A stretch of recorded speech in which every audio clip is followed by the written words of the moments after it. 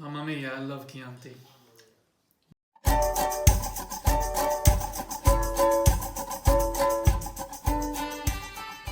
Okay, so it's an Italian kind of cream cheese with lime zest, pasta water, and pepper. That's it.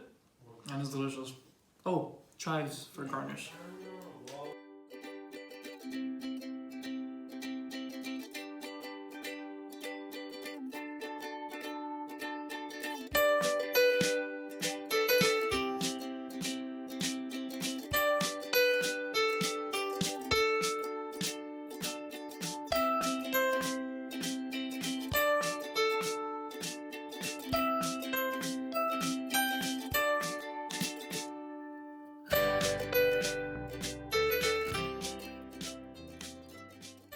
Entonces, dale buena caña, que nosotros aquí hablamos, pero la pasta sola no se hace.